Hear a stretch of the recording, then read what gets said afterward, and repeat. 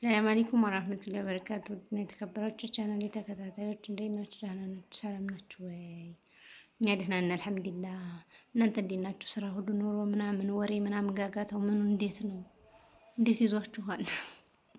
እኛ ደህና ነን እየኖርን ነው እና ያው ላይክ ሰብስክራይብ ምናምን እንዲያርሱ እንደው ክፍያዋ ጀመራ ደግሞ እንትና የቀመሷትን ዶላር እንደው እኛማ እንዲ ብናይ ጥሩ ነበር ኢንሻአላህ።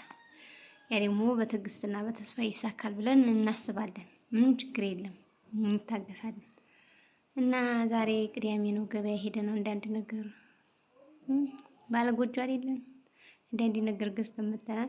የሆነ ጊዜ አስቤዛ ብዬ ሰርችላችኋለሁ። እስቲ የዛኔና አሁን ምን ያክል ልዩነት እንዳለው እንድታዩ ላሳያችሁ ብዬ ነው። ተከታተሉ እና መጀመሪያ ተግባት እንመጣ በልተን ሄር ነው ተራፉ በግፊያ በምን በፀሐይ በጣም እችን ቀመስ እናደርጋለን ለማውራትም ኢነርጂ እንዲኖር። እጄ ራሱ የወንድ እጅ መስሏል። ፀሐይ እኮ በነገራችን ላይ በርበሬ ተወዷል። የኔ ወደቶች ተወዷል ስላችሁ ያኔ ማንም ይገዛዋል፣ ግን ትንሽ ባለፈ 400 ምናምን የነበረ በተሳስና አይደለም በጥቅምት አይደለም ህዳር ተሳስ ምናምን አካባቢ በቃ አንደኛ 400 ሁለተኛ 300 ምናምን ነበር። አሁን ወሃን የራሱ ልብ እየመታ ነው። የሆነ ትንሽ አለሽ የተበቃኝ ሆነ አትበቃኝ ሆነ ምናምን ስትዋት እንደው ስታስቡት እቺ እንደው ክረምትን ታወጣኛለች። ገና ክረምት እኮ ሚያዝያ አለ ግንቦት አለ አይደለም ሚያዝያ እያለቀ ነው። 5 ቀን ነው የሚቀረው ግንቦትና ሰኔ ከዛ ሐምሌ ነሐሴ መስከረም አራበት ፈቃደች። እንዲሁ ስንት ኪሎ በቃ 589 ነበር ሮብለታ። አሁን እንደው ቀነሰ ቢባል 10 ብር ምናምን ዝሮ ከ500 በላይ ነው 1 ኪሎ ማለት ነው። ተኸየሉ ገና ቅመም ትገዣለሽ። ገና ምን ብዙ ጣጣ አለው። እቺ ተበቃለች ለሐላል በቃ እና ከስጋ ነው የምጀምርልሽ። ጉሊ ማሻአላህ ይሄን የምታየው ስጋ በ1000 የኢትዮጵያ ብር ነው።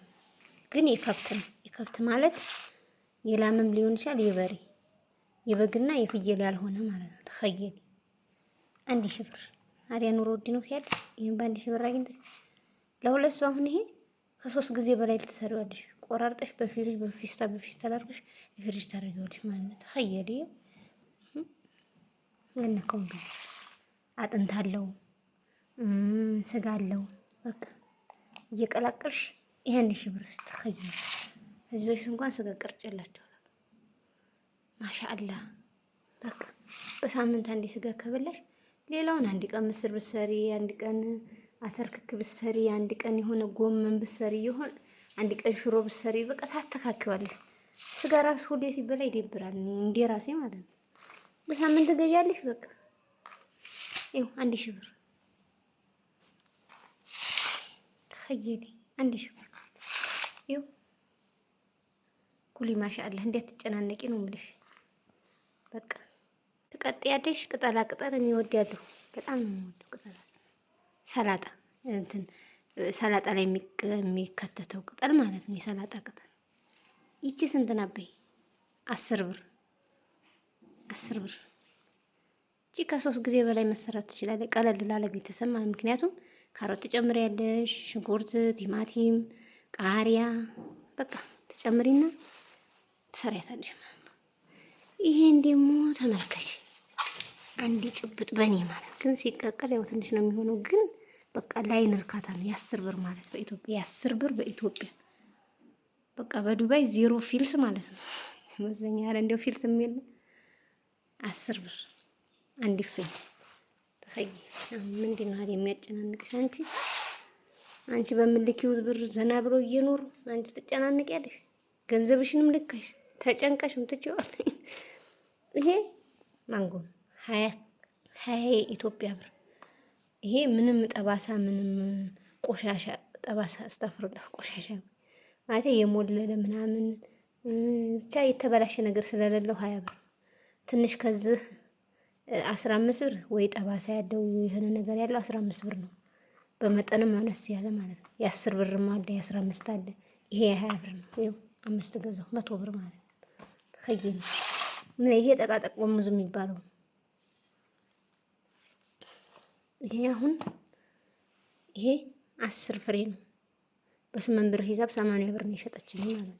በ10 ብር ማደ በ7 ብር ማደ እንዴ ቀድርሽ እንዴ አቅምሽ መኖር ትችያለሽ ነው እንዴ? እኔ አቅሜ 8 ብር ነበር። በ8 ብር ገዛው 10 ብር ማደግ በቃ ይሄን 80 ብር ገዛሁት። አንድ መረቀችልኝ እና ፈታ ብለሽ ኖሪ እንዳትጨናነቂ ነው። ይሄ ሎሚ ነው የ10 ብር 2 ለሰላጣ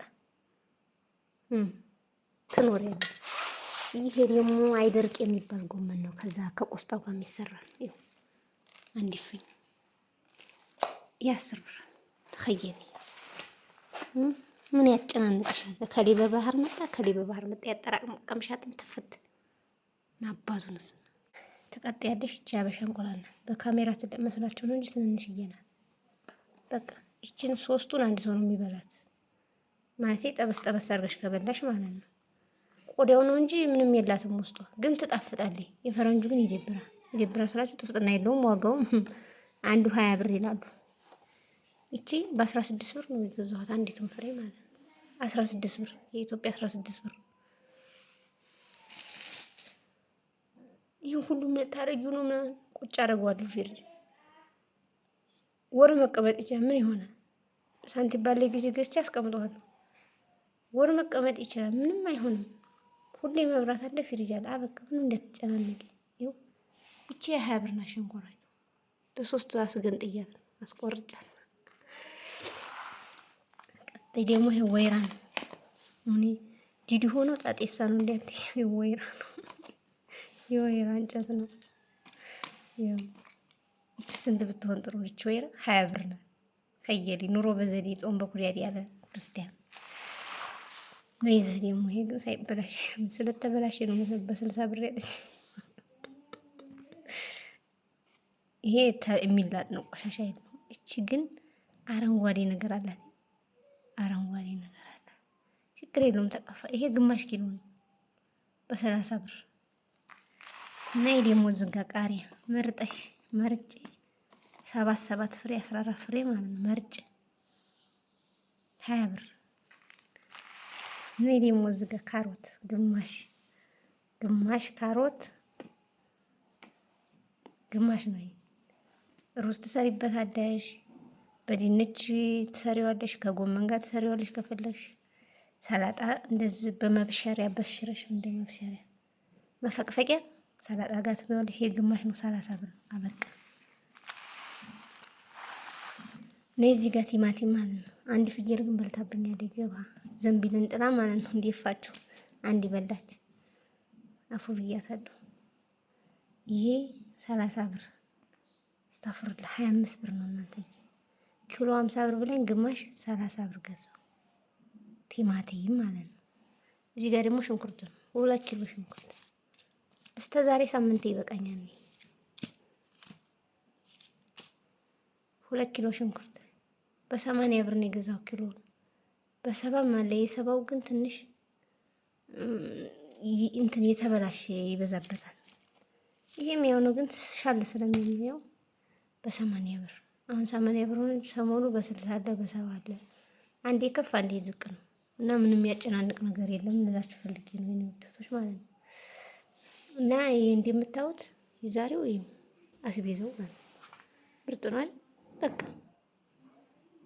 እና ምርጥ ነው። አንዴ አትጨናነቂ የኔ ውድ እህት አትጨናነቂ። በስንቱ ተጨናንቅሻል። አይንም የሚሞላው ስጋው እናቴ ነው። አስተፍሩላ እናቴ ነው እያመለጠኝ ይሄ ከብት ይመስላል እንዴ! ማሻአላ ተባረከለ። የጤና የአፊያ ይሁን እንደዚህ እየገዛዛ ያጠንበሉን ባሌን በቃ ካድሙ ባላችሁ ጥሩ ባል ያላችሁ አሳምራችሁ ያዙ። ንግግራችሁም ያማረ ይሁን። በኋላ ደውለታለሁ ኦንላይን እያለ ታዩ ቲክቶክ ልግባ ዩቲዩብ ገብቼ ልይ እሱን በኋላ አወራዋለሁ አይባልም። ቅድሚያ ስጪ ለባልሽ። ቲክቶክ እና ዩቲዩብ ማለት ነው ምንም ላንቺ ዋስትና ይሆንሽ። ዋስትና የሚሆንሽ ጠንካራው ባልሽ ነው። ጎበዙ የምልክለትን በስነ ስርዓት የሆነ ነገር ላይ የሚያደርግ ነው እና አላችኋለሁ። ይሄን ይመስላል። ወሬ ሳላበዛባችሁ በሌላ ቪዲዮ እስከምንገናኝ ወሰላም አሌይኩም ወራህመቱላሂ ወበረካቱ።